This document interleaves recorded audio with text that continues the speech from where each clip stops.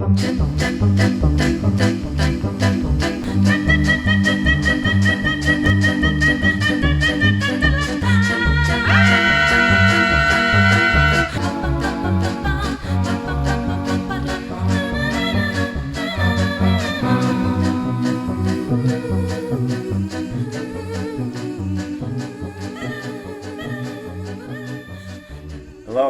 I'm Allan Arkush, and welcome to The Last Reel. Well, today it should be called The First Reel, because I've been thinking about my obsession with film and television, and when it first began, and how it shaped my life. If that sounds heavy, it's not. We're going back to Howdy Doody, the Mouseketeers and Circus Boy. I was born in 1948, which was just in time for television sets to appear in 2% of American homes. By third grade, that number was at 65%, and by junior high school, television sets were ubiquitous at 88%. This is unprecedented growth, and it was because of post-war prosperity. The price of TV sets kept dropping, and most important of all, popular programming. Say difficult. Difficult. Louder. Difficult. Louder. Difficult. Louder. Difficult. Louder. Difficult. Good. Very difficult. For you, for me, very easy. Much of it aimed at boomers my age, along with thousands and thousands of commercials for breakfast foods. Kellogg's cornflakes bring to you the sunshine breakfast. I was a binge watcher at 4 years old. I loved cartoons like Crusader Rabbit,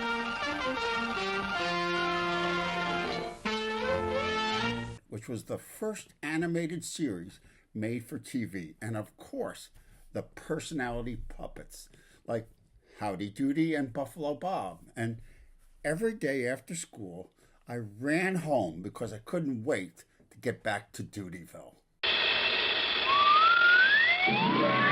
Say, kids, what time is it? It's the 2,206th Howdy Doody show starring Howdy Doody and Buffalo Bob Smith. But most of all, I was entranced by narrative stories featuring kids my age. I identified with Opie Taylor from Mayberry and Spin and Marty riding and roping on the Triple R Ranch. These were what psychologists call my imaginary friends, a psychological and social phenomenon where a friendship or other interpersonal relationship takes place in the imagination rather than physical reality. Kids can also have imaginary friends that are animals, monsters, robots, or aliens, which just about covers everyone I've ever known. I saw myself as another Opie Taylor or Beaver Cleaver, sensitive outsiders, thoughtful boys who made their share of humorous trouble. Girls are kind of lucky, don't they, Mom? Why do you say that? Well, they don't have to be smart. They don't have to get jobs or anything. All they got to do is get married. Well, Beaver, being smart isn't exactly a drawback to marriage. Well, if they don't get married, well, they can become dressmakers or cut people's nails in a barber shop or take care of kids and a lot of other dumb stuff. Well, Beaver, today girls can be doctors and lawyers, too, you know. They're just as ambitious as boys are. You mean there's no dumb people left in the world, Mom? Beaver, is there something bothering you?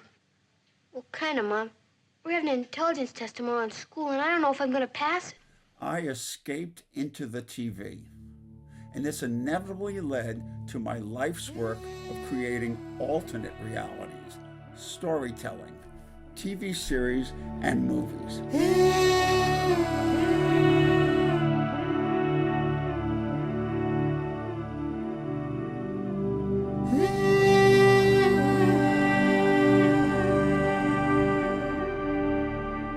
This may sound strange, but it's really common among my baby boomer friends who are writers, directors, and producers. We've been close for decades. We are acolytes of the moving image. It's like being a lifetime member of a very special club.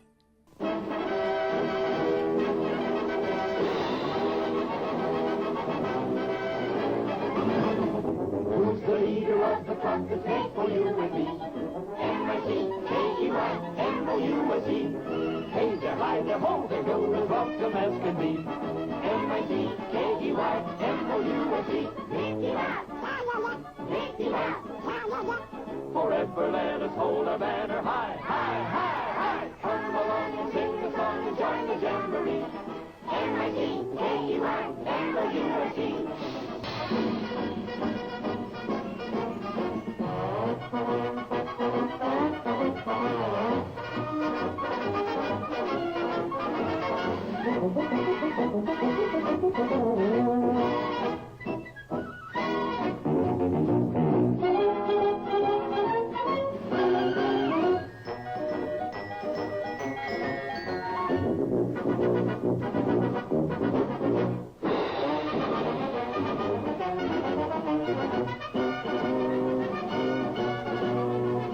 Roll call.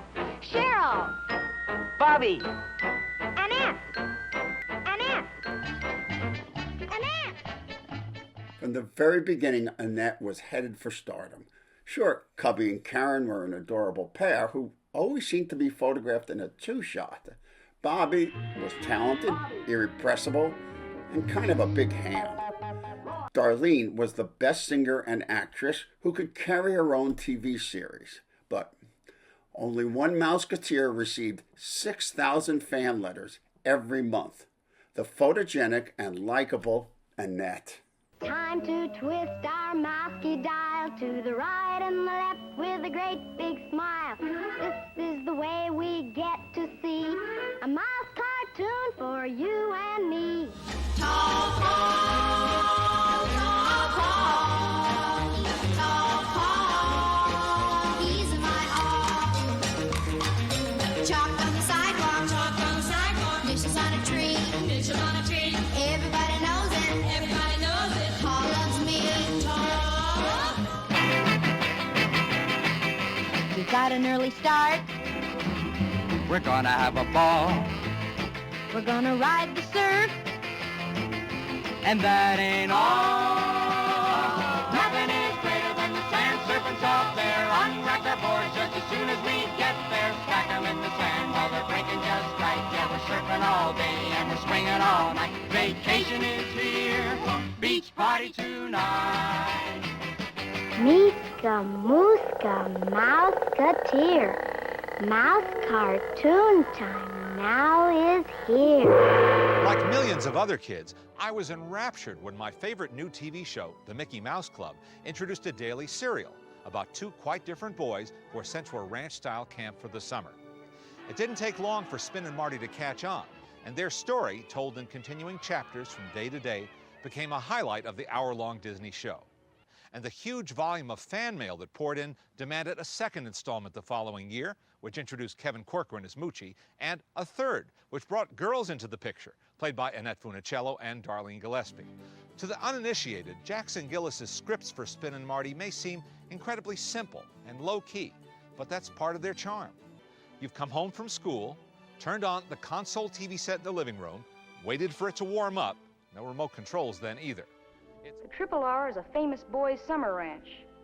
And today I'd like to show you the place, have you meet a few of the fellas, and give you a little preview of some of the things that happened there. Meet Spin Evans, the most popular fellow at the Triple R. Spin was just about the best at everything. This is Bill Burnett, our bunkhouse counselor, and a nicer guy never lived. Martin Markham III, a rich, spoiled kid who arrived at the Triple R with a limousine, a chauffeur, and Perkins, an English butler. Well, I'll be a blue-nosed gopher. I called the Triple R a dirty old farm, and I wanted to run away. But then, something special, something wonderful happened to me at that place.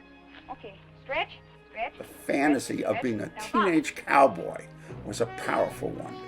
20 11-minute action-packed episodes were filmed every summer at the Disney Ranch in Chatsworth when the cast was on vacation from studio school. The boys learned enough riding and roping to be able to gallop into simple setups that were combined with a very active second unit. The director, William Bodine, a veteran of 399 movies and TV shows. I worked with his grandson, Skip Bodine, for years.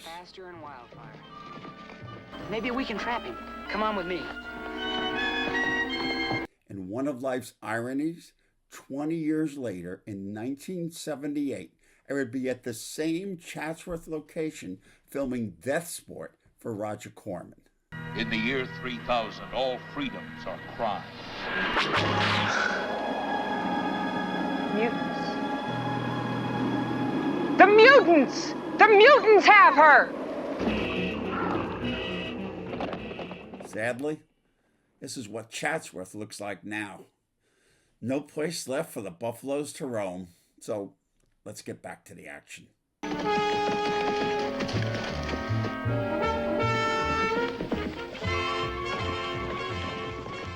Retrospect, it's the sharply edited cinematography, the stunt work, the horsemanship, and the trained animals that made this series so convincing. Well, for Pete's sakes, Marty, you don't want to tangle with a mountain lion, do you? They play rough.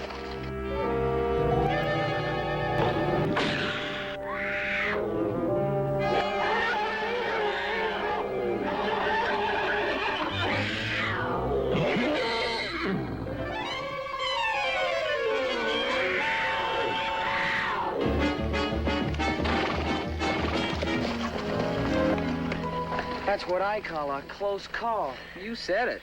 He could have tore us to pieces. Next episode, the capture of... Right here is where something really important happened to me. I learned about continuous, serialized storylines, from Spin and Marty to Charles Dickens to Tony Soprano to Heroes. It's my favorite kind of storytelling. Now it's time to say goodbye to all our company. M-I-C. See you real soon. K-E-Y. Why? Because we like you. M-O-U-S-E.